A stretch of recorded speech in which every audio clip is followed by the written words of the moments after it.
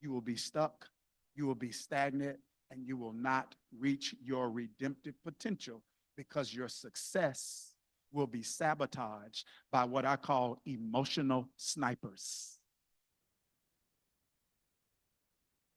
These are the emotional issues I can't see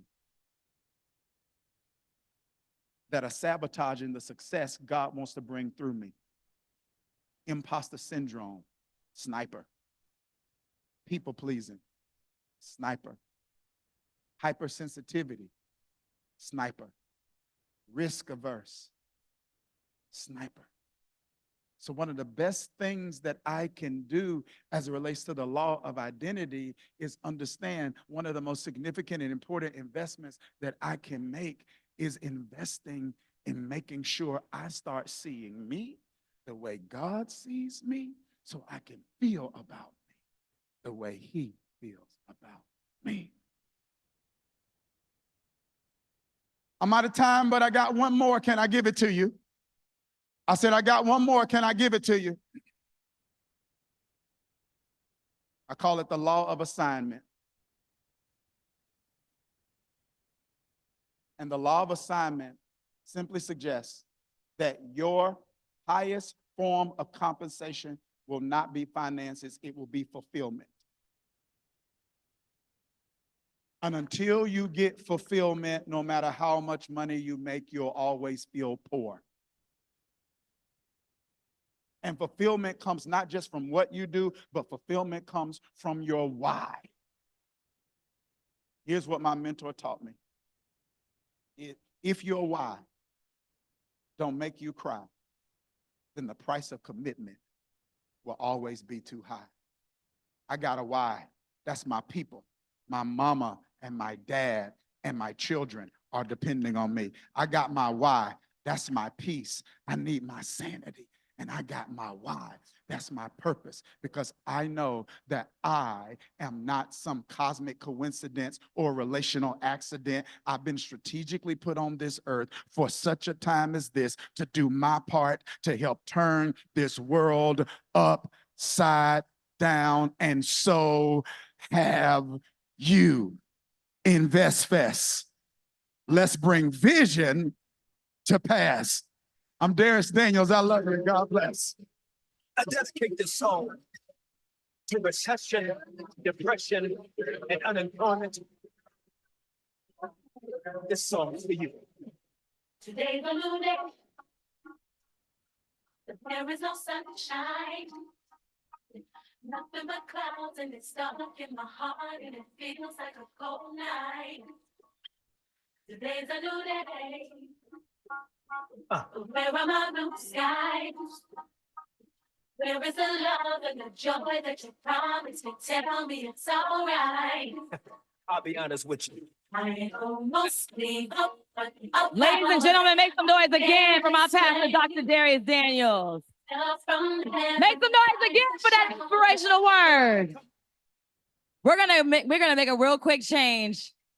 Ladies and gentlemen, he is so incredible at investing, but right now his purpose is for kids to learn how to invest at a young age. Make some noise again for Ross Mack. I need the money, I need it lump sum. I put that on everything that I love. Hundreds and fifties and sometimes I put that on everything that I love. Need a what? That's on that thing I love. Put that on my auntie and uncle. How y'all doing? How y'all doing today? Let's go on and address the elephant in the room. How many of y'all went out last night and still made it this morning? Shout out to y'all. Shout out to y'all. I think for those that don't know me, my name is Ross Mack. We got Chicago in the building at all? Yeah. You already, it's always a Chicago person somewhere. I'm from the south side of Chicago. I used to work on Wall Street. And the thing I specialize in now is I bring Wall Street to Main Street. I got a Netflix documentary called Get Smart with Money. I have a show on Yahoo Finance, have a show on Revolt TV, but the one thing I'm most proud of, and that's being a father. Any parents in the building? Y'all pray for me. I got 3 kids, 3 under 3, 3, 2, 1, real countdown. And that's why this today hits so different for me, right? Because the biggest buzzword on social media is generational wealth. How many people hear that word? Everybody trying to build generational wealth, right? Well, the reality is, in order to truly build generational wealth, we first got to address whatever the potential past generational trauma is. And that's why today is different. We're going, from an outline standpoint, we're going to talk about the actual psychology of money. And as a parent, we're going to talk about how to be transparent with our children to ensure that they themselves are going to be financially free. We're also going to talk about investing and making sure our kids are straight for the rest of their life. And also, we're going to talk about, without a doubt, leaving that legacy, right? That's the goal as a parent for me, right? And so understand this, guys. Money is a tool. The same as a hammer, same as a screwdriver or a wrench, etc., right? Money is a tool. And at the end of the day, could either damage your life or it could actually hurt your life. We got to understand that money is a tool that gives us the freedom. Money is a tool that's going to give us more freedom, the ability to set our family up for a long life of being free, giving us the ability to ensure that our children have opportunities that we ourselves didn't have, right? And so, I want you guys to look at these statistics up here, right? And when we talk about generational trauma, it's a reason that 63% of Americans live paycheck to paycheck. It's a reason that more than half of Americans don't have $1,000 saved if something was to occur.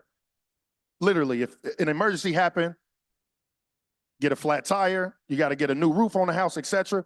More than half of Americans, if that was to occur, they're going to have to go borrow money in order to make ends meet, right? 73% of these young kids, millennials, are living paycheck to paycheck. And understand that it is something that's in the water, right? It's generational trauma that is making us be this way when it comes to poor money management.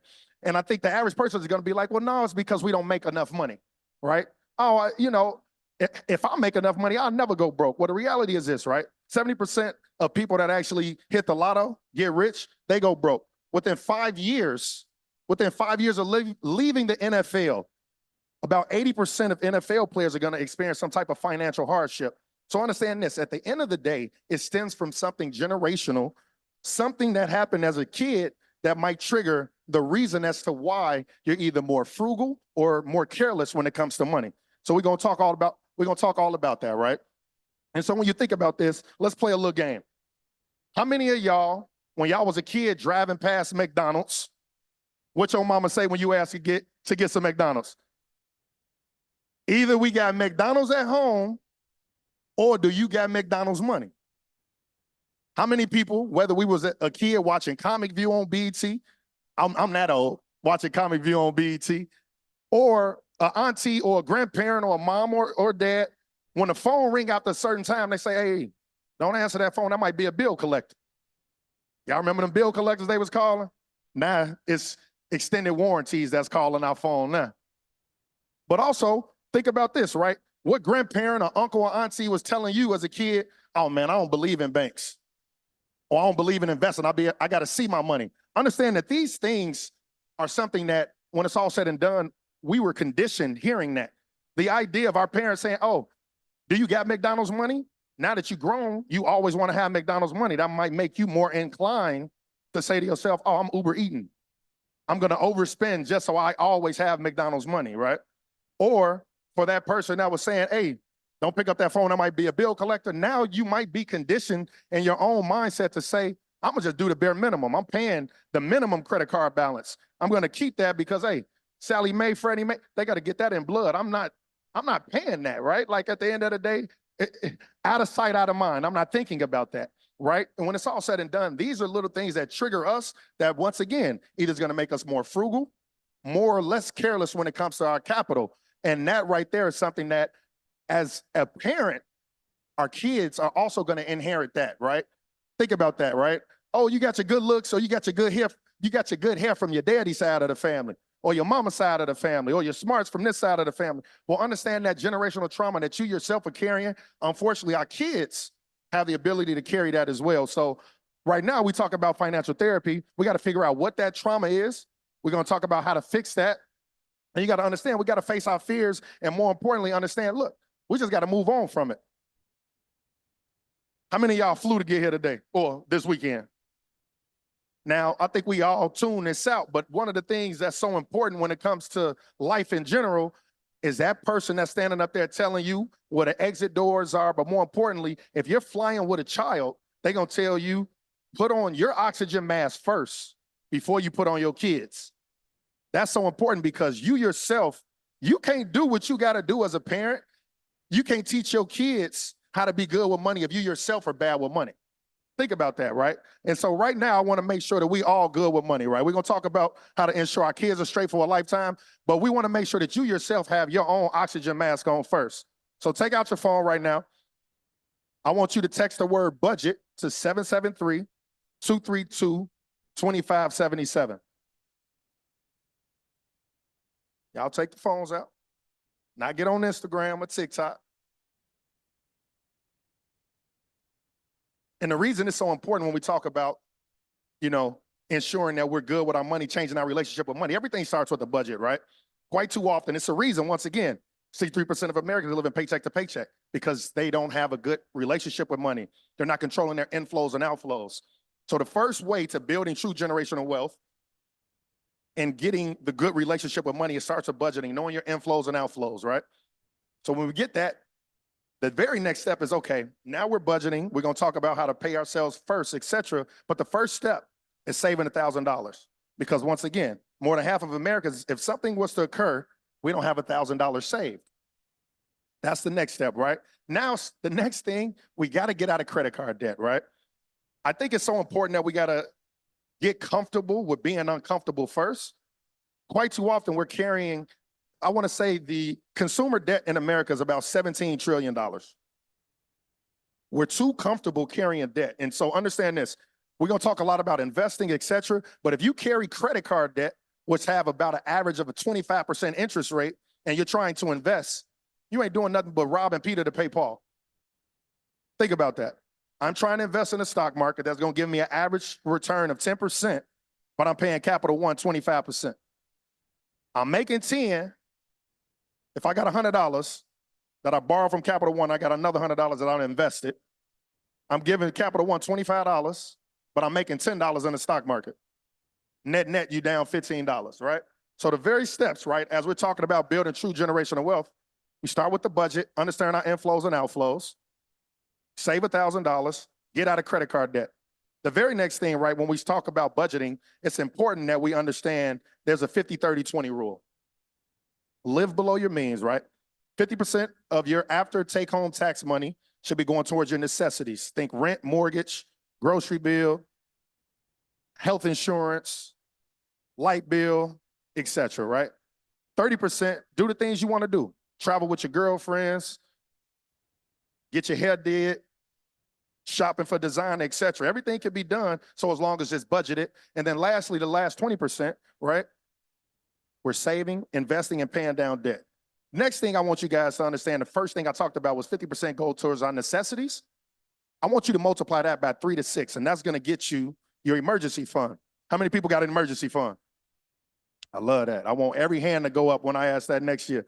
Why it's so important? Once again, more than 50% of Americans don't have $1,000 saved. But now you say, how do I know how much money I need to have in my emergency fund? I'm a parent. So for me, I want to have at a minimum 6 times my monthly necessary expenses. So on your budget sheet that you just got for the free 99, you're going to see exactly, okay, how much my rent, how much my car note, how much, average, right? My bills are, my grocery bills are, and everything else you'll see listed, but you multiply that by 6. And the one place I want you to put that, not in your bank account, not in your typical checking savings account, put it in a separate account, and that account is a high yield account. High yield account, just like a bank account. However, the only difference is you're going to get roughly 4 to 5% interest rate. 4 to 5%. And then once we get that, now we can start talking about investing. We can talk about maxing out, our 401ks. So as long as you're at a job that's matching you, giving you some type of form of matching. And then lastly, right, we're going to talk about planning for our children's future, right? And I think what's so important is that we understand that financial literacy is its own language. Our parents, unfortunately, might not have taught us. We already know our schools aren't going to teach us. So us as parents, us as aunties and uncles, us as the village, right? It takes a village to raise a kid. We have to teach our children that, right? Once again, y'all pray for me. I got 3, 2, 1, a real countdown in my household.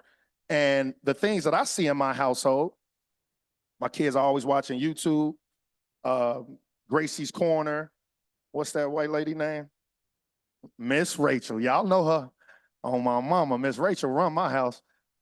Miss Rachel, etc. But they're watching it on what? Maybe a tablet. So that's Amazon. We're talking Google. So I say that to say now, understanding that financial literacy is a language, the earlier we speak it to our children, they'll become more fluent in it. So now we have to get comfortable with telling our kids, hey, this actually costs money, right? Let's start putting things into perspective for our children. Oh, you have the ability to own some of these companies that you are interacting with on a day-to-day basis, right? We got to give our kids, whether it's allowance, we're teaching them about the piggy bank, the savings. I think that's important that they see saving. It's hard for them to conceptualize putting money in a bank account, but they could actually see, you know, that piggy bank. You know, as they get older, I don't recommend having money in a piggy bank. We're going to talk about that.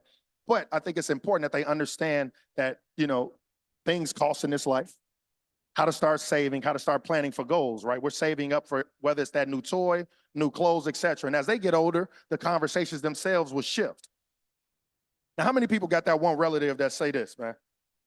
I ain't about to invest because I ain't trying to lose no money. That's it. I'm the only one with that cousin that say, I'm not finna invest because I ain't trying to lose money. Well, the reality is I tell my cousin, listen, bro, purely by not investing, you're losing money due to something called inflation. How many of y'all mad at how much it costs for groceries?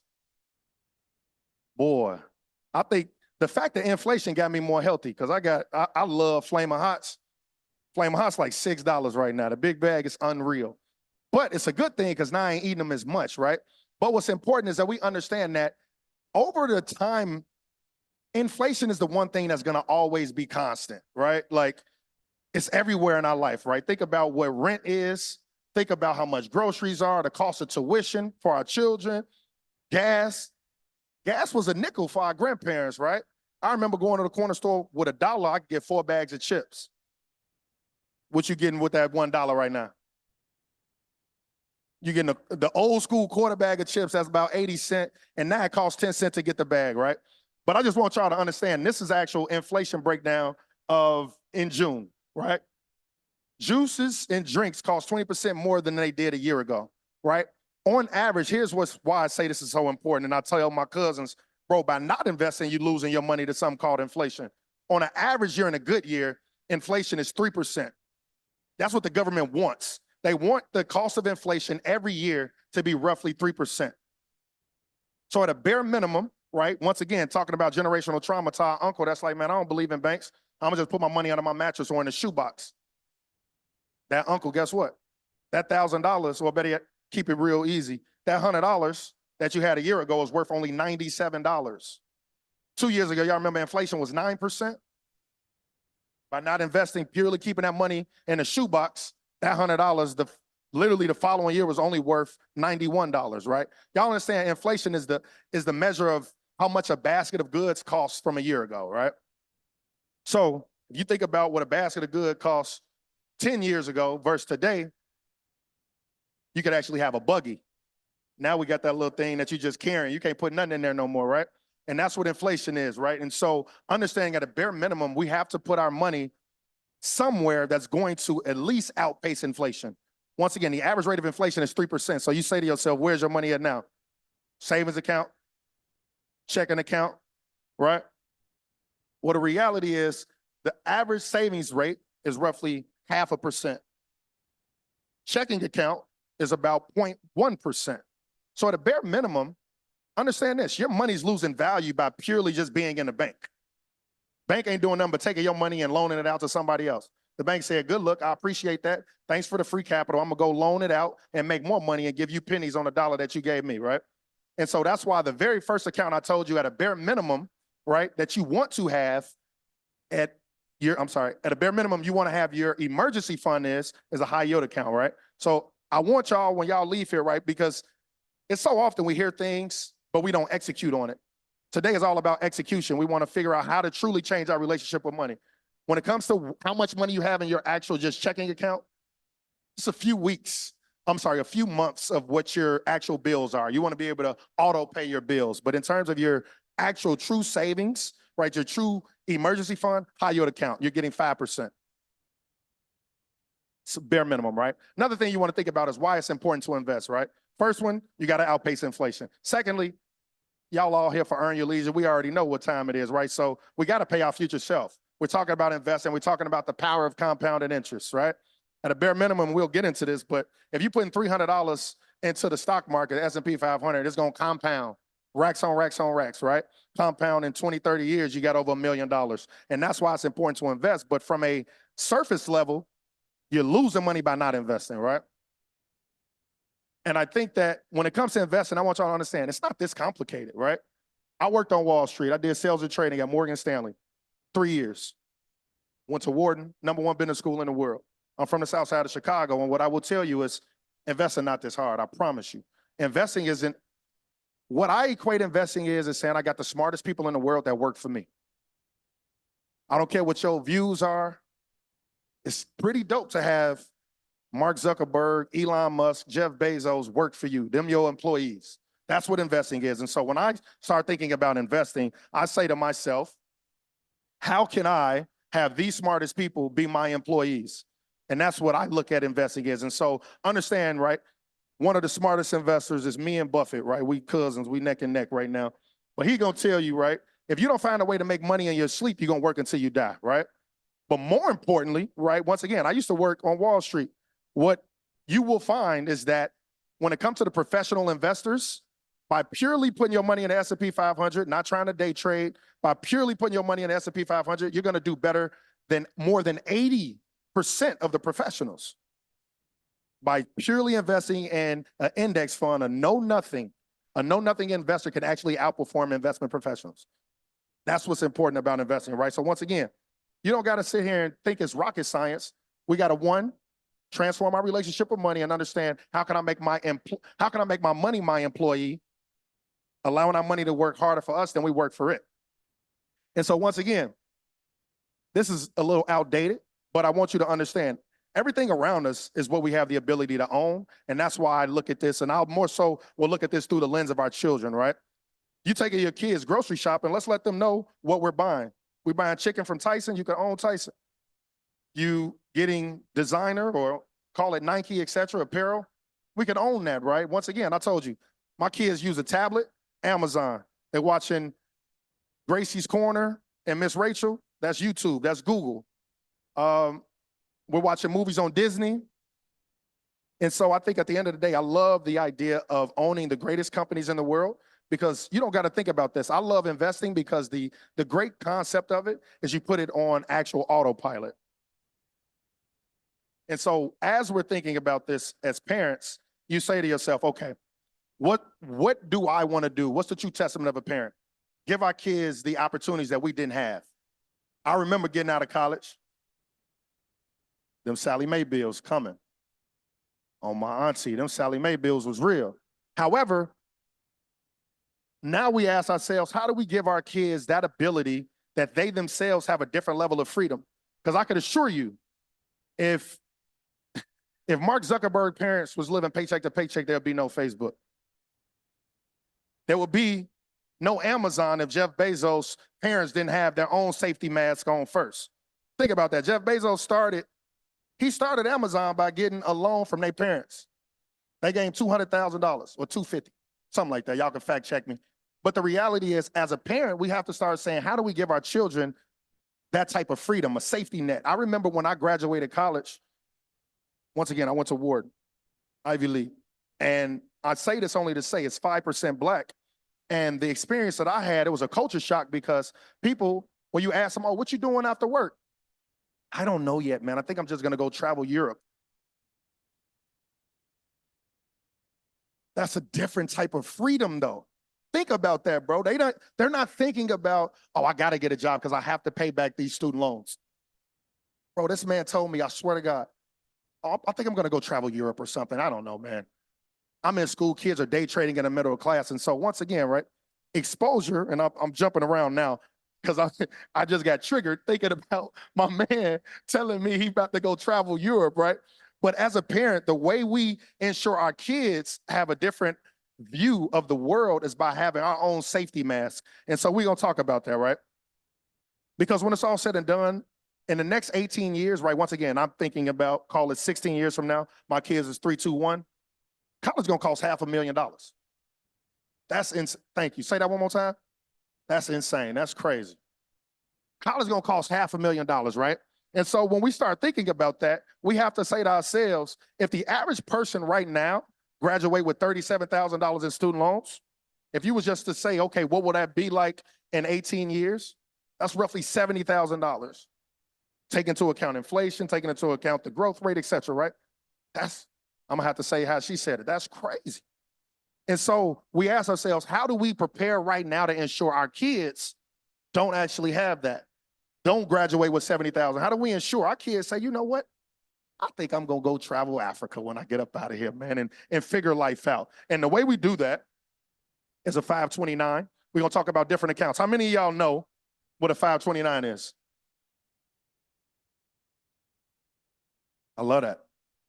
So a 529, to the people that didn't raise their hand, is the ability, it's a tax advantage college savings plan that allows you as a parent to start putting money aside. That money's gonna grow tax-free, and your kids can take that money out and use that for educational expenses. So if you live somewhere you wanna send your kids to private school, well, guess what? You can start putting money in right now, and that money will grow tax-free. You can use that for, once again, private school, all the way up to college, right? College, you can use that for room and board, computers, et cetera, right? But why it's so important when we start thinking about how to give our kids that gift? I got a mentor who has 529 for all of his children, but he actually paid them. He actually paid the tuition himself.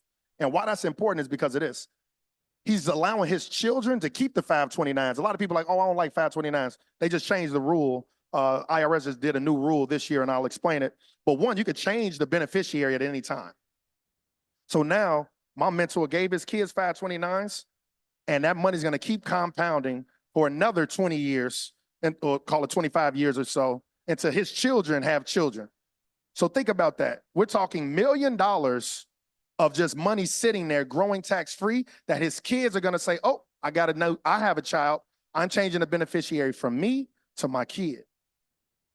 And on top of that, right, say you don't have that money just yet, it's okay, right? We all aspire to have that, because this is my mentor, he got a bag. I aspire to have his bag. But one of the things that he actually does, when it comes to the 529, say you don't have that bag, well, guess what? They changed the rule. You now have the ability to transfer up to $30,000 into a Roth IRA for your children. So in the event, right, some people be like, oh, I got the new LeBron James. My son is going to college. He's going to get a full ride scholarship, et cetera, or academic scholarship, right? The next May Jemison or something. When it's all said and done, you can take that money and actually put that in a Roth IRA. Now that money is growing tax-free for them as well, right? Another thing to think about is, right, custodial accounts. I have 3 kids. They all work for me on Maconomics. I don't know if anybody's seen my social media. I talk to my kids every morning about what's going on in the market, about investing. And the reason that's important is because our kids are empty sponges. They're learning things through osmosis. But on the flip side, I get a tax write-off by paying them because they work for my company. That money now goes into several accounts, right? We got the 529. We got custodial accounts that gives us the ability to just own normal stocks. And we have the Roth IRA component. So if my kids is 3 years old and I'm call it up, just $200, $300, $100 aside, by the time they get ready to retire, or the time they get ready to, well, we'll say retirement, they have well over $1 million, right? That's the idea, right? Of giving our kids the ability to have true freedom. And I think, once again, us as parents, the true testament is giving our children the ability to think about, right? To fathom the ability to have.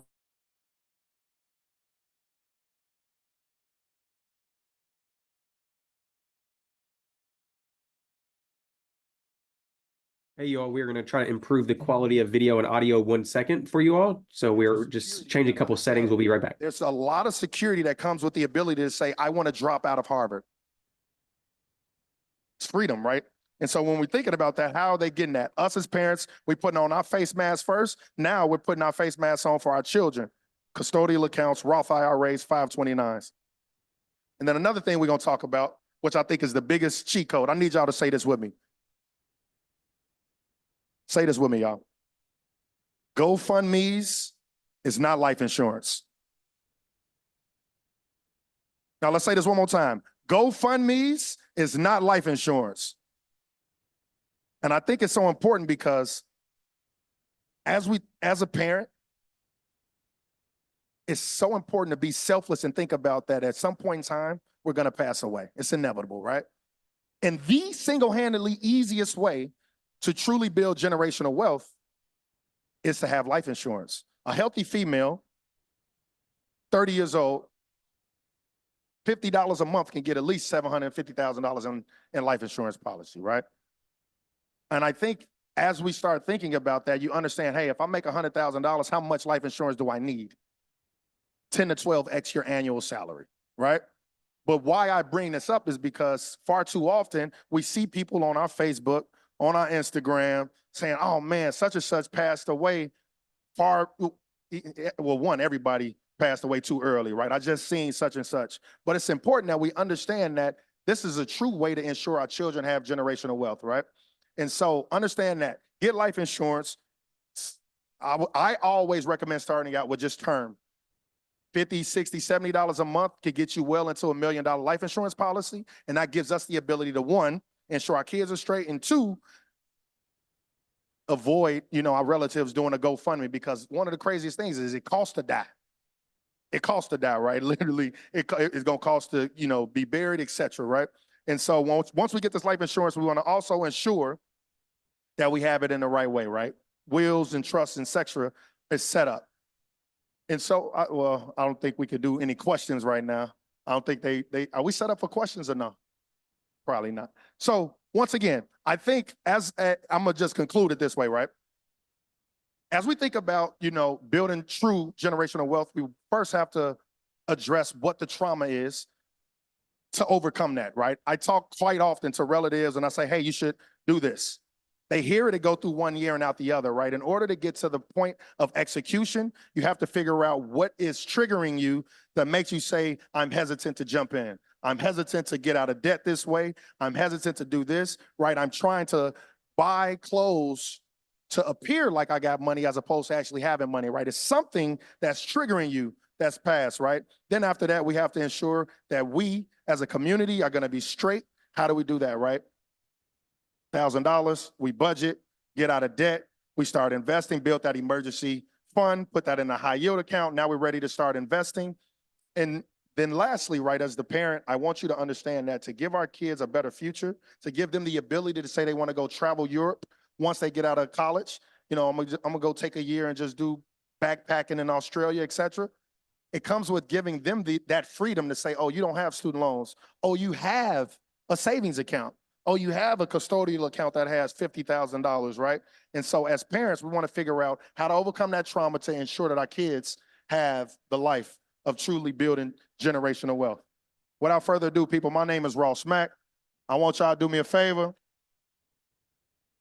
I just released a children's book called The ABCs for Future Millionaires. Unfortunately, that's not there. I had to send a slide in. I had to send in my presentation before the book came out. So sorry. But if you follow me on that QR code to the right, you'll see that. I just want to say, people, thank you guys so much. I love y'all. I need the money, I need it lump sum. I put that on everything that I love. Money's in 50s and sometimes a jump. I put There that she on goes. Check out everything. that children's book my guy just dropped. That's on that thing. Now, we're going to do some household rules. How is everybody feeling in Invest Fest? No, see, that's what I'm thinking. We need a little bit more energy. How's everybody feeling in Invest Fest? This is the 4th year, 2024, okay? We're together because what we need to do something about it, correct? I want you guys to make sure 2024, we make it a plan to get our voter plan together and that we get out and vote, okay? Can I get an amen for that? Okay, ladies and gentlemen, before I bring up some incredible panelists, I think we need to get some household rules with DJ Badio. DJ Badio, are you feeling a good energy? Are you feeling the good energy? It's good energy in here. It's good Okay. energy. I think we need to lighten up a little bit. Lighten up. Hey, virtual, welcome back. This is Michael. I just want to go ahead and take a moment. We're going to start the stream in just a few minutes, but I want to officially welcome a few guests that we have on the live stream. So we have about 700 people or so watching right now on YouTube because we wanted to give a sneak peek to the public. Now, listen, if you paid for the ticket, just know they're not getting access long, okay? The YouTube, we just want to give a sneak peek to everybody that's been on the fence. They're saying, you know what? I've been thinking about InvestFest, but I'm just not sure, right? I've been thinking about it, but I have a few questions and I have a few concerns. So listen, we hope you're finding this session valuable. We just had Ross Mack. We had Darius Daniels on this morning. Let us know in the chat, who was your favorite speaker below? Even you all, VIP, general admission, let us know who was your favorite speaker so far. Was it Ross? Was it Darius? Let us know in the chat. But I do want to welcome YouTube, and I want to let you all know that this stream on YouTube will be ending here in about 30 to 40 minutes. If you want to grab an actual pass to join in on Zoom, because we have hundreds of people watching in Zoom right now, if you want to get in Zoom and watch the rest of the sessions today and the rest of the sessions tomorrow, you can go to investfestlive.com. Investfestlive.com. You can get an official ticket to watch all day today, all day tomorrow, and get access to plenty of other resources that are available. We have a virtual dashboard you can log into that has a workbook, a Zoom background, several other different ways to make this experience the best possible. So just want to say, I see Jalen is here. Hey, Danita and Javonda. We have, let me see, Judy, good to see you. Charlie, good to see you as well. But listen, we're going to get back to the stream. I didn't want to hold you all too much, but I just wanted to let you all know that we are going to be ending the YouTube stream very shortly. So go ahead, hop into investfestlive.com to grab your seat. All right, here we go, y'all. Back to the main session. Okay, a few of y'all. Make sure y'all tag me in the clips. Okay, so first up, we have Erica Pittman. She is an award-winning author, enterprising visionary with nearly 3 decades of experience in developing, managing, and growing corporate talent and teams. She has extensive knowledge in music, fashion, wine and spirits, television, business, beverages, and cannabis. All the industries, okay? And she has also been the chief marketing officer and a marketing executive for brands like Aqua Hydrate, Viola, BET, Ciroc, and De Leon Tequila. Give it up for Miss Erica Pittman.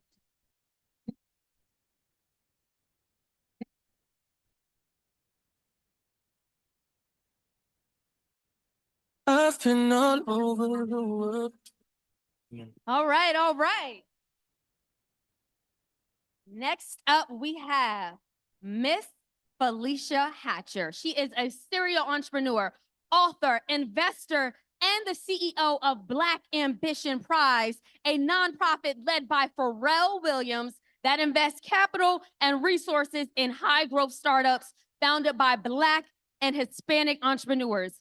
In that role, she invested in over 100 entrepreneurs that have raised more than $95 million. Her experiences have also landed her leading marketing roles for corporate giants like Nintendo, Sony, and the Minnesota Timberwolves. Give it up, y'all, for Felicia Hatcher. Hey, oh, hey, yeah. Okay. Last, but certainly not least, we have Sean McKenzie. He is the founder of Spiritual Word. Anybody follow Spiritual Word? Okay, y'all already know. They be giving the tea. They be dropping the gems. It is a globally recognized digital leader that bridges the gap between culture and Christianity. With over 2.8 million Instagram followers, Spiritual Word has become a trusted go-to online destination for millennials and Gen Zers since its launch in 2018. The platform has created strategic partnerships with Rock Nation, Pandora, Netflix, the NFL, Fashion Noah, and the Shade Room. Give it up, y'all, for Sean McKenzie.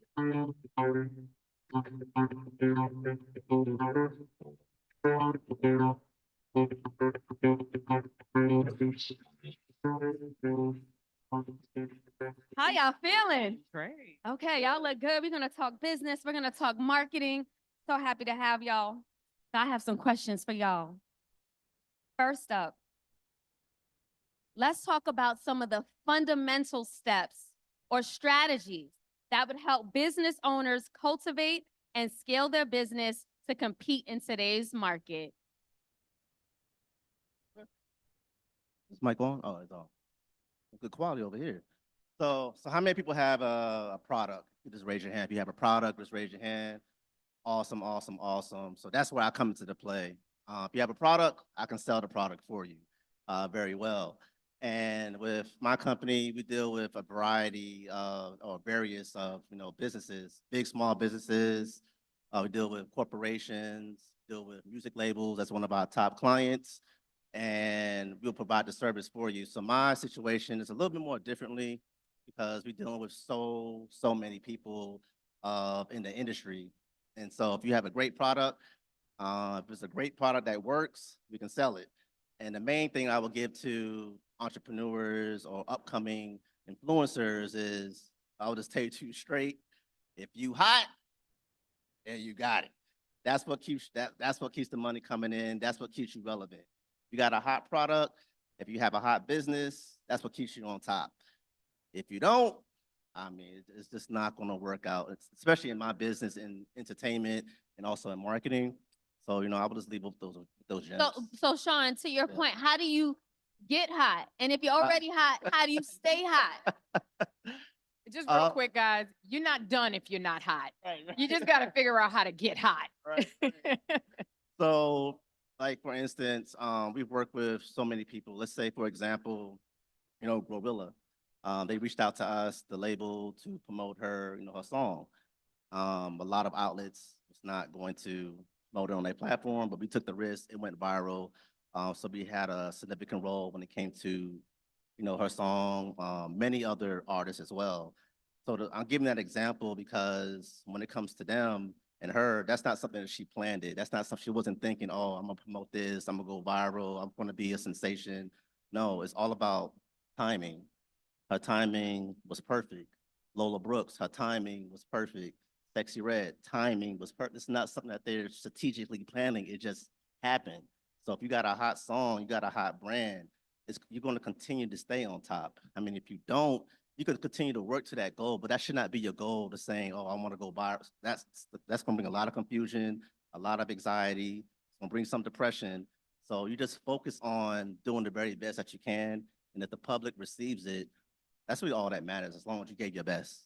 And, to add on to that, because especially if you work in entertainment and you're an artist, a creative, eventually something might just go viral, something might just pop. It's the preparation process behind that, so that when you do pop, do you have merch that you could drop? Do you have your website up and going? Do you have that LLC? Do you have an accountant? It's all about making sure that you're ready for that big moment. Did you want to add to that? Yeah, I would say storytelling is at the key of that as well, right? And I think all of us as entrepreneurs have heard storytelling, storytelling, storytelling.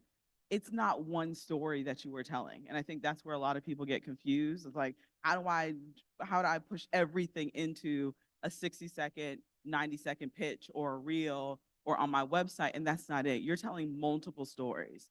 So one is the story that you're telling yourself about marketing, because a lot of people are terrified by it. And it's just like, how do I connect with people and show them that I have the solution to their problem?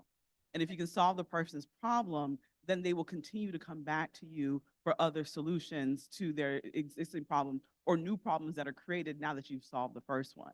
But then it's like, well, what's the story? The story I'm telling my customer is different than the story that I'm telling my investor. The story that I am telling my employees or a new employee that I'm trying to bring on is different than I'm telling an existing employee that I'm trying to keep. And so as entrepreneurs, you're taking that core story and you're telling it multiple different ways so that it actually fits with the problem that's keeping whoever you're talking to up at night. And I've realized that as my own entrepreneurial journey, but then also now as an investor seeing thousands of stories being told to us in the application process. Some people get it really right, and then some people don't get it right at all. And then some people get exhausted by their story. And the mentor told me, do not get, I forgot what he said. Do not get bored with it, get paid with it. And so you're telling the same story over and over again, just realize the audience is different. And you have to find that connection point to them. That's how you stay hot. That's how you stay relevant, and how it continuously becomes an amazing cycle for you. And I'll just add to that. I think Felicia nailed it. When we talk about hotness, it really is figuring out the authenticity of your audience. So who are you seeking to serve, right? And then what is the problem you're solving for, to Felicia's point, and making sure you are creating a solution with every single thing you put in the marketplace. I love that. You know, Erica, Felicia, when I was talking about your backgrounds, you both work for really big brands, big corporations. Can you talk about or give us some core marketing principles that you used and implemented and developed for these big brands that small entrepreneurs and business owners in our audience can apply today? Absolutely. I think, so first and foremost, you have to understand the purpose of your brand. Everybody needs to start with their purpose and their mission. What does your brand stand for? What is your brand hoping to seek and achieve long-term? And then obviously who your audience is and how you're serving them. But the second piece of that is identifying SMART goals, which are specific, measurable, attainable, relevant, time-bound goals. You have to make sure you have goals and objectives for your brand to figure out where you're trying to go.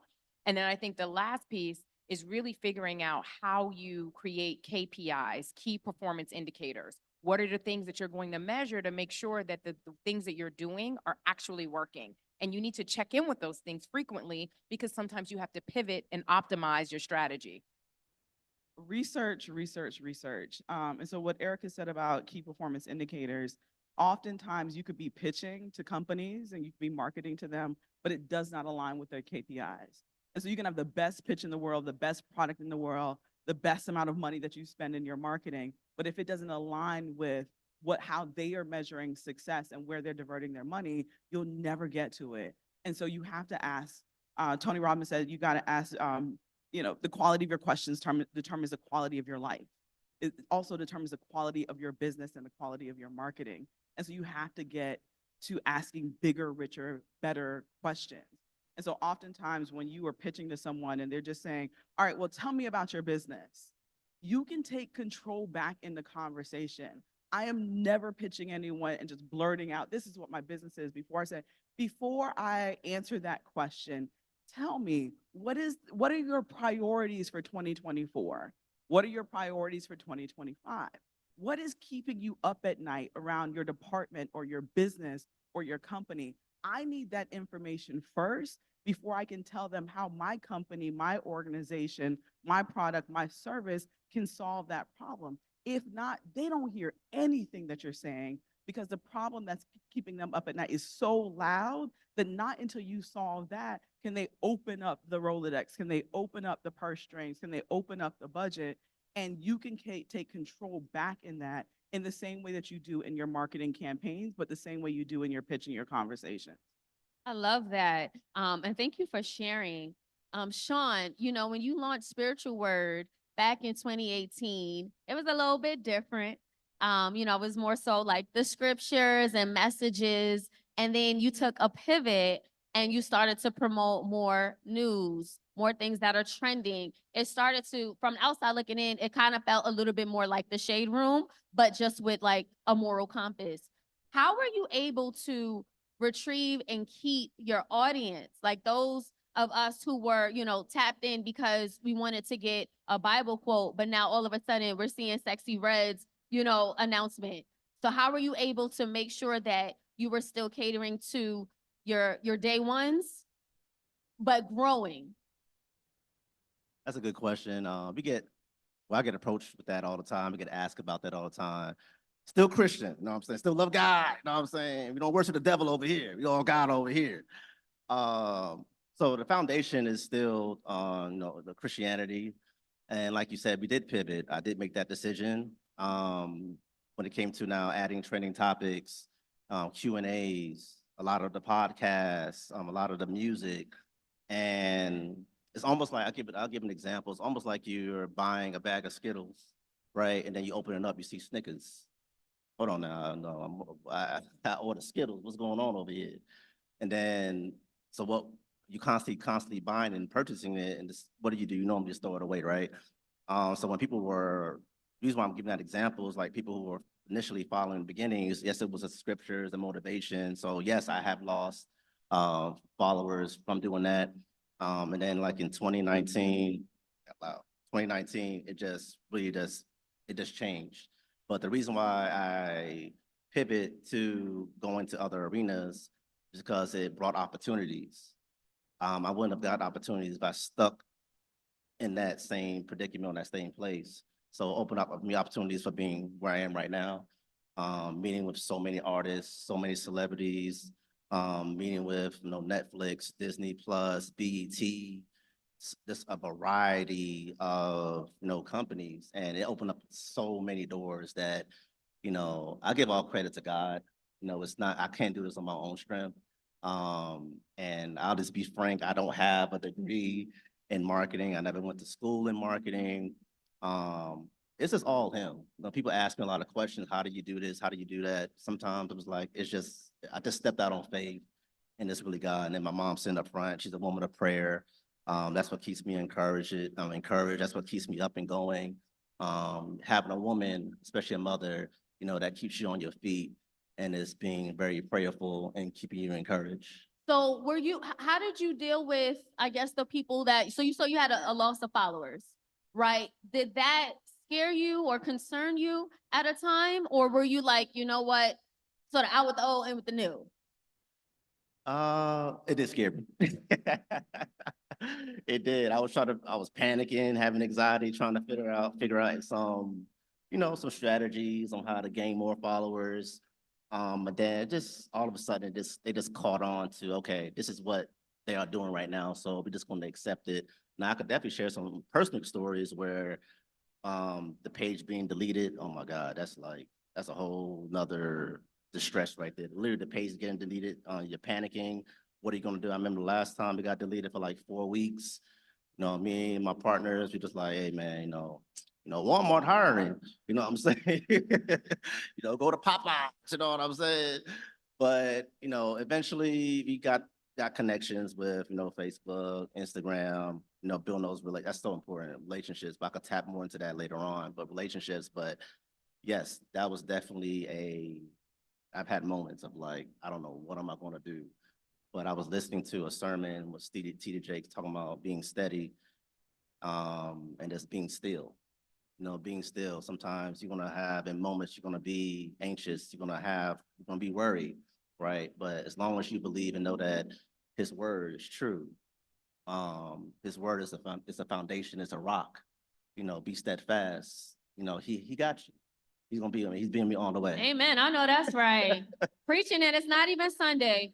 I wanted to get your feedback on that because you have, like, with Spiritual World, you have this big brand. He took a pivot. He lost some followers, but he was able to gain even more and more opportunities. How would you go about advising the creative entrepreneurs in the room who are building digital brands who may be on the cusp of a pivot? I think that's a brilliant question because you're going to pivot throughout the evolution of your business. Your model may change. I mean, you think about Netflix and what Netflix used to be, right? You guys, some in the audience may not remember this time, but Netflix used to actually send you DVDs in the mail and then you mail them back. That's how you used to watch movies. Now, Netflix is a streaming service. And by the way, Netflix almost went out of business until they pivoted when they understood that the market was changing. And so what I would urge you to do is to, as Felicia said, constantly be researching. You need to understand where trends are going. You need to understand how your audience is engaging products and services. And then you need to figure out 2-3 years from now where you want your business to be and start to make the steps to get there because business moves fast. Pages get deleted. How are you figuring out an alternative plan to make sure everything stays intact? Absolutely. And I think also understanding how your customer changes, right? So one thing that I heard you say, Sean, is that like hey, my customers are multifaceted. They believe in faith, but then there's all these other things that they have interest in too. It's not just one singular thing. I think oftentimes brands that don't pivot in the times where their customers are pivoting or their requests and their needs and their lifestyles are changing, then you get left behind. Then you become obsolete. And we've seen so many big brands do that, right? But then on the other side of that, you as the owner of your company, mentally you're going to pivot, right? As you go from a solo entrepreneur to hiring your first employee, you're now a different person that also has different needs. As your company goes from 1 employee to 10 employees to 20 employees to 100, you are different, right? So there's all these different levels and cycles of pivots that are happening. I would say the one thing that I think is really helpful for you, even from a marketing standpoint, but definitely from an entrepreneurial standpoint, is finding therapy. Because some of those big decisions of like, I know I need to pivot my company. I know my customers are changing. I might not be comfortable, or they having new demands. Like, how does that actually register in my body? And so many of us are making singular conversations or without faith or without professional help. And that's why we stay stagnant. And then our businesses close because we don't have the capabilities to make those decisions on our own. And we need to bring other people in because otherwise it will swallow you whole. And I know therapy is not usually part of the marketing conversation, but for entrepreneurs that are on the edge, doing something for the first time, the first in their family to do so, the first to raise $1 million, those are big, weighty things. Or losing, hundreds or thousands of clients and customers and followers, you gotta be whole in order to survive that and make the next decision. And so therapy, I think, is a part of your marketing strategy, and it definitely should be. I think while we're on that track, Felicia, because yes, let's give her a round of applause for that, because I do think that that's a whole other lane that we can dig into, because therapy can show up in a number of ways for you, right? It could be spiritual faith. It could be an actual practitioner. It can be a peer group. It can be a business coach. It can be a company that you are modeling your business after and creating mentorship conversations. But you need to seek counsel outside of your internal organization or your brain, focus group of 1, to be able to think about how your business can evolve and change and grow. I'm so glad that you brought up just the holistic view of what it takes to be an entrepreneur. How many know that it's long nights, early mornings? She's like, Corey said, oh yes, you don't sleep. And I want to talk about just maybe what you have been doing, Sean, because you've been on this journey for a long time. I read that before you became a full-time entrepreneur, you are a police officer. So that is a major shift, right? That is a major shift. Can you talk about how did you prepare yourself mentally? How do you prepare yourself financially for, this new venture in your life? Okay, yeah. So when I lived in Memphis at the time, I was working at Steak and Shake for about, 9 years as a waiter. And then from there, I moved to where I am right now in Atlanta, and I went to SunTrust. And that's when I was learning about banking, when I said I didn't know anything about money, I was so out of balance so many times. I'm like, man, I don't know what I'm doing. But God placed me in these positions, to teach you about management of money, how savings, open up a money market. God is your best business provider. And that's the best person that you will have. Amen. He will orchestrate you and lead you in everywhere you need to go. And then the secondly was in law enforcement. It was at Georgia Tech Police Department. And that's when he did his best work in my life, because I had a lot of pride, a lot of ego. Wait, I'm sorry, can you say that again? A lot of pride. And a lot of ego. A lot of ego. We got to manage our pride and our ego Yes. as entrepreneurs. Yes. You should touch on that a little bit more. Yes. And very stubborn, like extremely stubborn. But being in that position, I had no FTOs who just looked over me and showed me the ropes on how to, move. And these were men. And, I had to be stripped of those things, those qualities that were not good, because there will already be a detriment to my life. And, chipping and being molded, it doesn't feel good. It makes you very, very uncomfortable. But that's how you get to the source. That's how you get to the root of your problem. And going through that phase, that's when I finally learned the lesson, And that's when this guy moved me over to, okay, now you go full time into your business. And because I was making money with marketing, sales, again, it was just me. I did this for myself since I can't remember, 2012. It was just me by myself while working at Steak and Shake, while at banking, while in law enforcement. And so when I'm seeing the money elevating and constantly increasing, that's when I'm saying, okay, it's time to probably, do my own thing. And yeah, that's pretty much how it really went. And then it grew and started adding, employees and, workers, because I needed help. I can't do this by myself anymore. And so that's when I knew it was time to, step into the fullness of me being a, full-time entrepreneur. Can I just say something that Sean touched on earlier? He said that he's not formally trained as a marketer. MG, what's up? Okay. And then Felicia also had a point too around just sort of knowing marketing. And so we have traditional experience. We have another panelist, Sean, who has been successful without traditional experience. I personally do not have a master's degree in marketing, right? But I've had tremendous success in the business of marketing. And I share that with you guys because I don't want you to be intimidated by marketing. You just have to learn the specifics or the basics of what marketing is in totality and think it through from an intuitive perspective, right? So I didn't mean to shift the conversation, but you said a few things in your story that I think is important for the audience. So a lot of people don't know this very basic skill. How many people in the audience know what the 5 W's are? Just clap if you know. Okay, it's not that many. I'm not getting a lot of claps. So at some point in the educational system, they stopped teaching the 5 W's, but it is who, what, when, where, why. And then there's a 6th one, that's how. Those 6 questions will answer 90% of the things that you're dealing with in your business. And so when you're thinking about marketing and how to approach it, start with those 6 questions. Right there. And I'm glad that you brought up some of those points, Erica, because how many know that real marketing is not about selling a service or a product? It's about selling feeling and emotion. Barack Obama gave us hope. Nike gives us motivation. And I want to touch on that because what advice would you share with this room about how to really tap in and make meaningful connections with an audience, especially being in an oversaturated environment where we are constantly inundated with content? Felicia. Yeah, Selena, what you just mentioned is essence, right? Like it's the essence of who you are. It's the essence of what your product is, your business is. It's how people feel at the end of the day engaging with you, or how they feel as a result of not having you in their lives. And so that feels very like woo-woo, but it is what we are all selling, right? And so it's figuring out like, what am I actually selling at the core? How do I want people to feel? Is going back to asking more questions.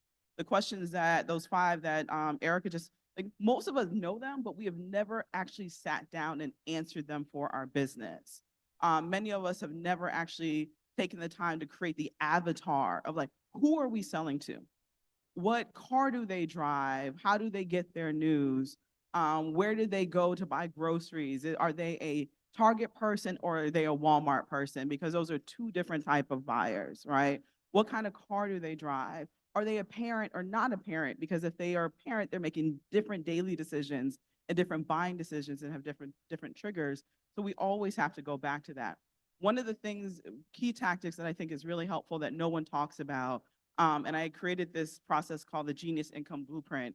And the end part Can you say that again? The Genius Income Blueprint, the end part of that stands for nurture.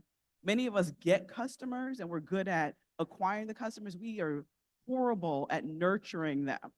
And so what does the song go? It's cheaper to keep her. It's literally cheaper to keep a customer long-term and work on extending the lifetime value of them as a customer. So what do I mean by that?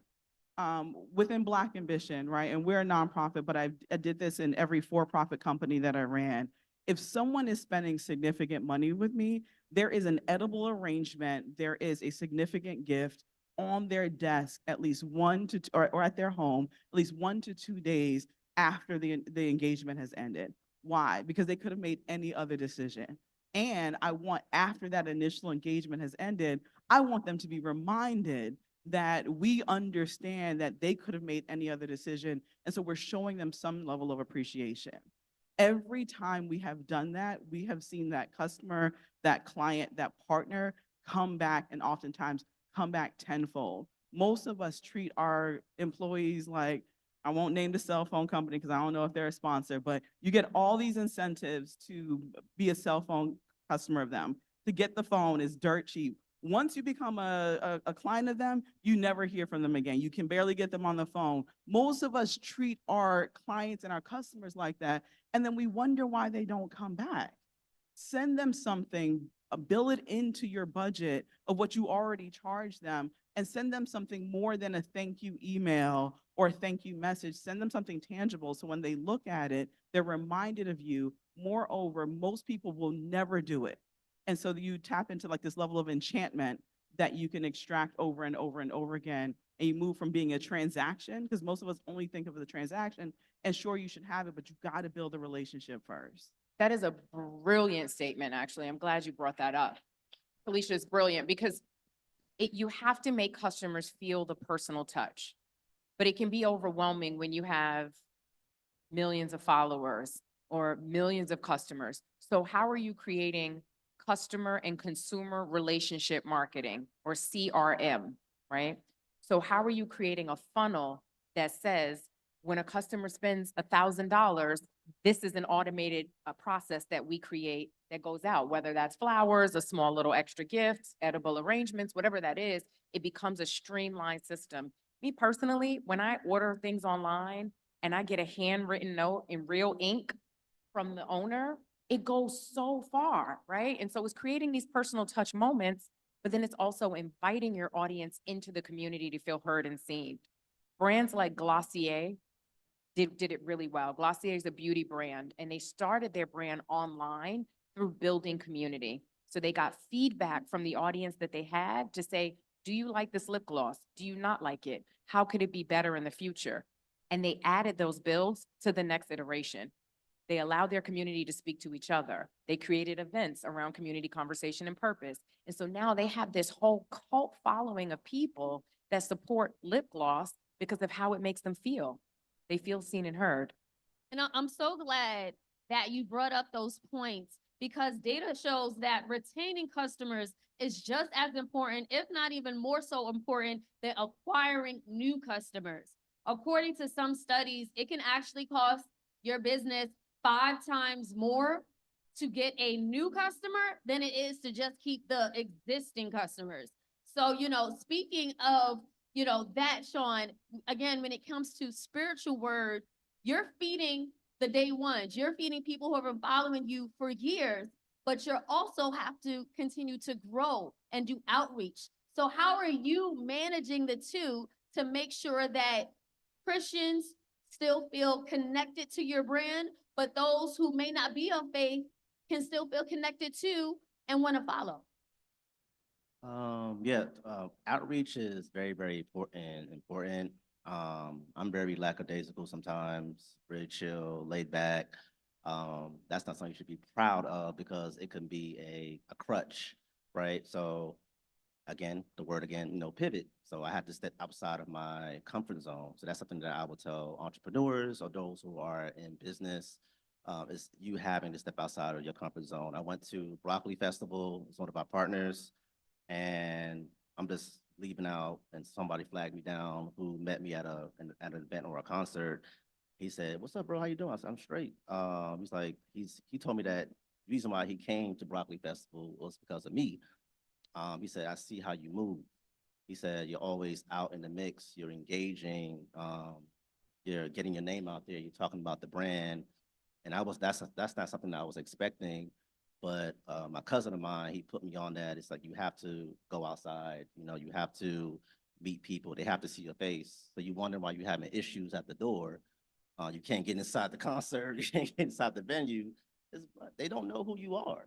And once they get to know my personality, they don't care. Again, I deal with a lot of rappers and I'm dealing with so many different spirits. So it's a little different. They don't care. Your followers, your influence, it doesn't matter. They want to know who are you. And once they get to know you, that's when they open themselves up and say, okay, I want you to come to a private session. I want you to come over to my crib. I want you to come backstage. I want you to do this, do that, and that, and that. So by me stepping outside of my comfort zone, outside of myself, and really engaging with the public, not the public, I'm sorry, dealing with, the artists and the management, that's what really opened up a lot of doors. And a key point I want to mention, people get so caught up into wanting to meet the artists, wanting to meet the top. Stop. Okay. The people that you really want to be connected to is the ones that's around them. That's what gets you through the door. You want to talk with security. You want Y'all talk need to with know Felicia. right. If y'all want to get to the bag. Absolutely. You want to talk to production. You want to talk to their management, the assistants. And I have to give credit to my success to those women who really helped me out. Then later on was the men. The first one I had was, I had Baby Jade. People who know her, they call her the Queen of Atlanta. And she really knows everybody in Atlanta, all the rappers. Then from there, I went to Hannah King. She does all the events. She did Beyonce's event. She did Jay-Z, Usher. And then from there, I met so many other women as well. So a lot of the women really were like the backbone of really pushing me out there, getting my name out there. Latrice is another one. Right now, she's the exec vice president at United Masters. And so these people are, I'm talking about connected. They know some people. And I like knowing people too. You got that check. You know what I'm saying? And so doing that opened up a lot of doors and opportunities. And that's what helped really bring the brand to where it's at right now, because I chose to step outside my comfort zone. One thing that you talked about, Sean, and I'll throw it to you, Felicia, is just guerrilla marketing, right? Getting out there, being out and about, those touch points. Can you talk about just that and just like some of the traditional forms of marketing versus what people should be doing now that's effective? I have to go back to something Sean said. Y'all, I've worked for Pharrell for almost 4 years now. And the advice I give to the entrepreneurs that we invest in, the people that always want to say, I need a connection to him. People have dropped more mixtapes and more albums into my DMs than I know what to do with. But when I always tell people, take care of the number 2 person. His number 3 person, that person's number 4. Like, I can't tell you the number of times I've seen people dismiss his head of business. I can't tell you the amount of times people have dismissed people on my team. Like, take care of everyone. Yeah. But make sure if you are trying to connect to someone high wealth, high power, take care of their people, because they're the ones who get the emails. They're the ones that get the phone calls. And they are also the ones that shut all of that down. Because they'll remember, like, that person walked past me. They treated me like shit. They did all these other things. Y'all, take care of people and you will be good, because we are in a relationship business. And so I couldn't answer your question, because that's a part of it's a really good is point. taking care of people. But do not ever be dismissive of people, because I've seen it in the past 4 years come back so many different times, because they treated that person like crap because they didn't know who they were. And they didn't know how important they were to the person that they were trying to get to. And oftentimes, well, what is the saying? We'll step over the bag trying to get to pennies. We got to be very careful about how we treat people, how we react, and then more than anything, what we're asking for. Yeah, I've learned that very early on in my career as a journalist, because it doesn't make sense to go directly to a celebrity. You need to talk to their publicist or their manager. You need to find out who it is that's surrounding that head person, because a lot of times they don't manage their own schedule and they don't make a lot of decisions unless it's at the top. The other thing I'll say to both of your points, which are very valid, right? So first of all, just be a good human at your core. Just wake up in the morning, say a prayer, and be a good person, right? But then the other bit too is people grow, people evolve, and people remember. And so the people you step on today become the CEOs of the people tomorrow, right? And they're making the decisions tomorrow. And so you need to be good to everyone from the top down. And it's not just because you're trying to get to Pharrell. It's because you're trying to do good, authentic business with Pharrell, right? It shows up 20 years later. It does. Absolutely. Hand clap for that.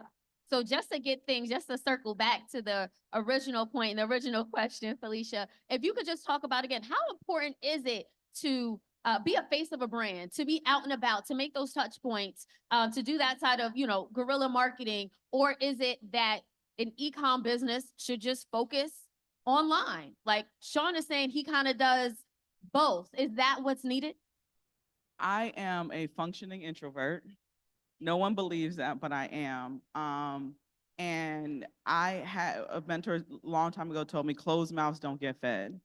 So I had to force myself to be comfortable being uncomfortable and being the face, because who else was going to tell the story? And so I tell people, if being out in front is not something that is comfortable to you, or something that you want to cultivate and work on to be comfortable, somebody on your team has to do it.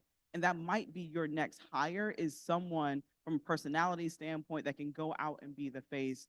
But oftentimes the best person that can tell your story is the founder of that company, until you have a mechanism in which to be able to do so. And so I had to force myself to start doing content, but it really goes back to being authentic. When my husband and I, and Derek's in the audience, started our food company, I didn't want to tell anyone the real reason when they asked, like, how did you start your company? I didn't want to tell them that because it was embarrassing. So I would tell this story, it wouldn't land well, it wouldn't connect. What was the honest story? I was hot one day in Miami. I fell down chasing after an ice cream truck in heels. And that was my Oprah aha moment. I was on the ground for a really long time. The ice cream truck driver finally stopped, but he was laughing at me.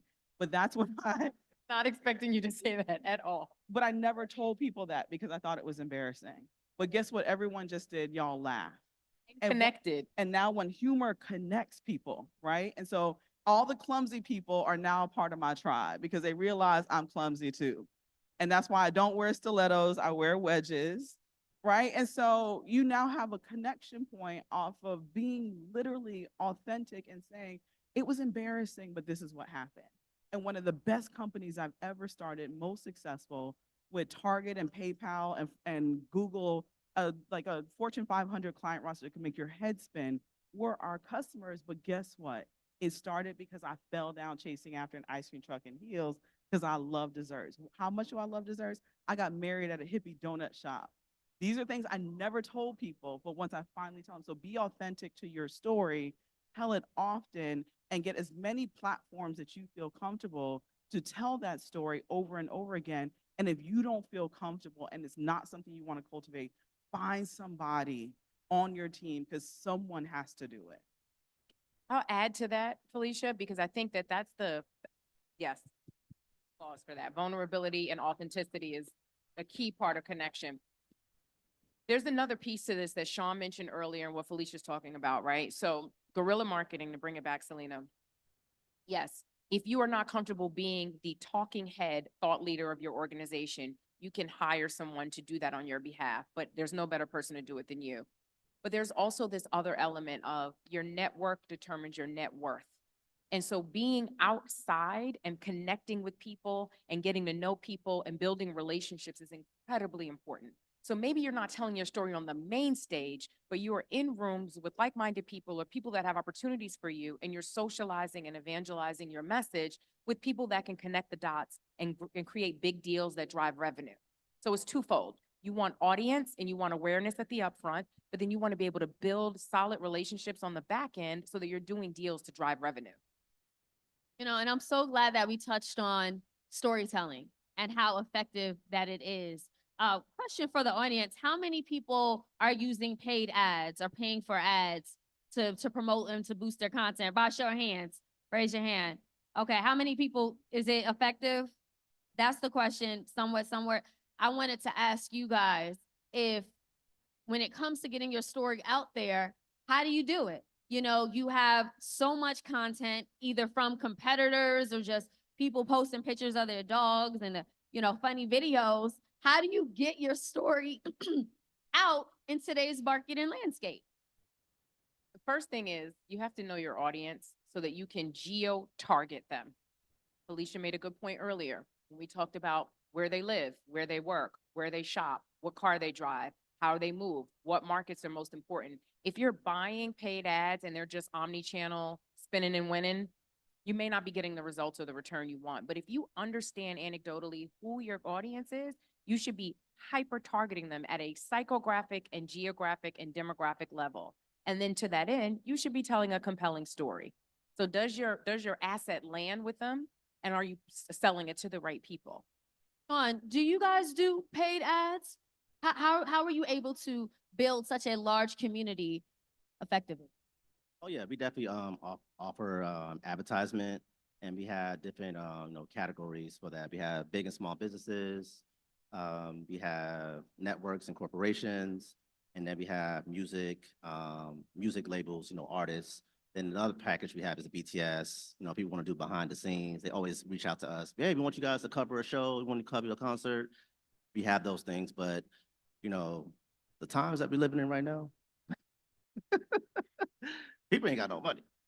That PPP loan era, a lot of people in jail right now. What I'm saying? If you can see some empty seats, they in prison,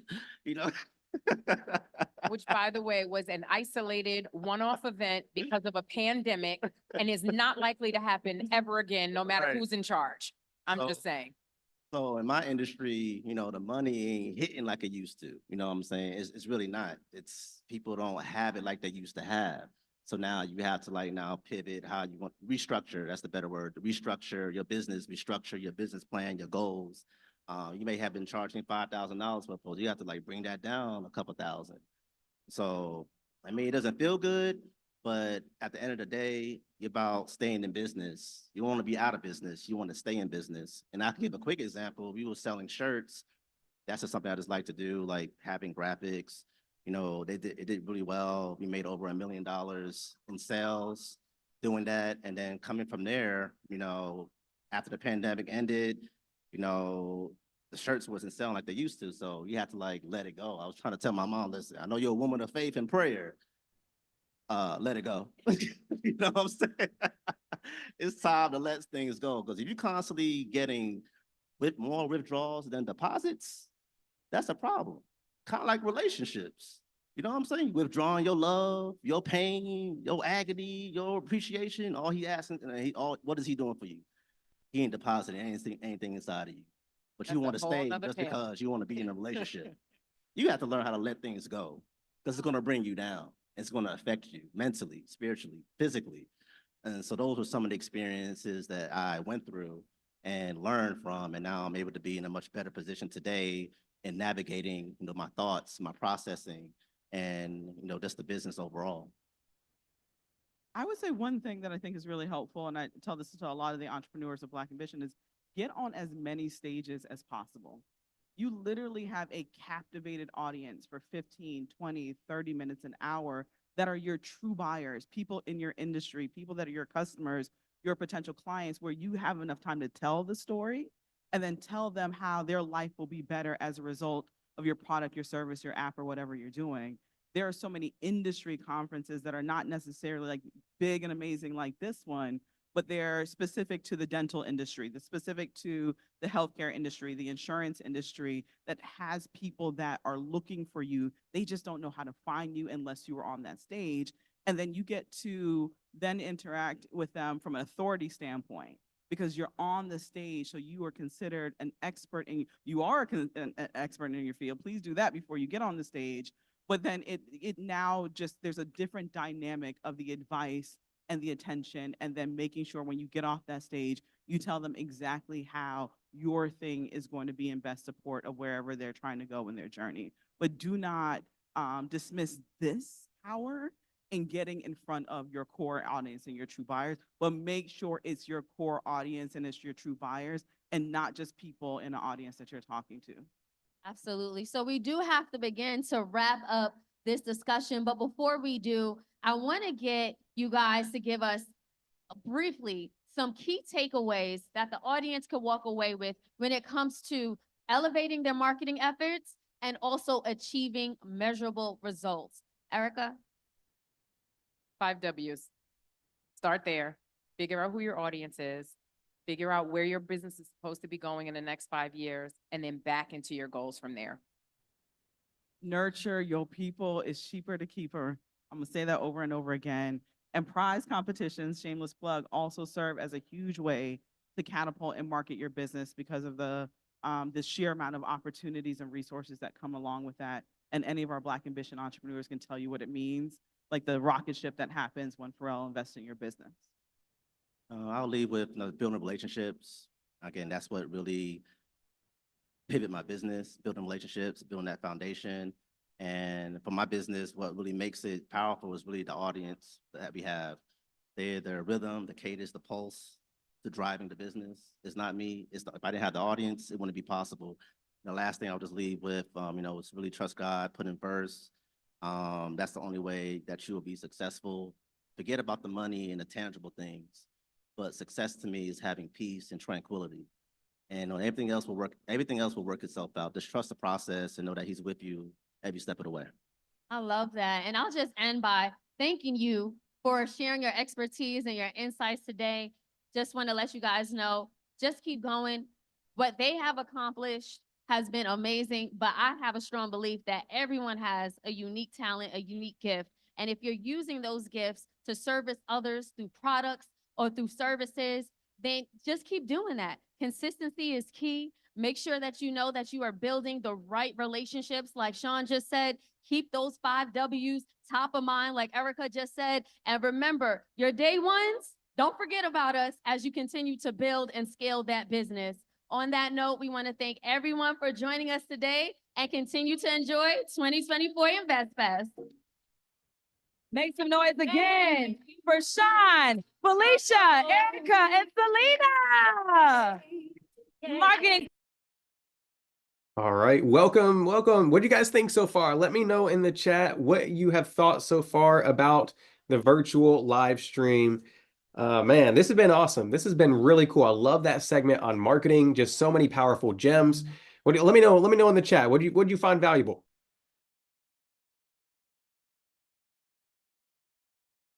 I hope you guys will find that some gems on gems, somebody said. I love it. Well, YouTube, I just want to let you all know. YouTube stream, we are officially ending this YouTube stream right now. So if you're watching on YouTube, you need to go to investfestlive.com. Go to investfestlive. Oh, somebody was muting me, y'all. All right, here we go. Somebody muted me. So what I was going to say is if you are in YouTube stream, if you are on the YouTube stream, need to go to investfestlive.com because we are ending this stream right now. So YouTube, not you all in Zoom, you all can stay. All right, Chantel and Alice and Sharkita, all you can stay here, but YouTube, just know that we want to thank you for getting, and being a part of this sneak peek with us. I hope you all found value in that about hour that we've been streaming together. If you guys want to rewatch the past hour, this live stream will probably stay up for the next little bit, probably for the next couple hours. But we're going to be taking down this live stream off of YouTube right now, and you guys need to go to investfestlive.com. Investfestlive.com. The link is in the chat. It's pinned. Save that, write it down, whatever you need to do to get inside the room. So with that being said, I am now going to shut it off. General Mission, VIP, those of you all that are in the Zoom room, don't forget, we have stage 2 being streamed as well. You can go over there. There's other speakers in there. We have the main stage here. So we hope you all are enjoying InvestFest 2024. We will see you very, very soon.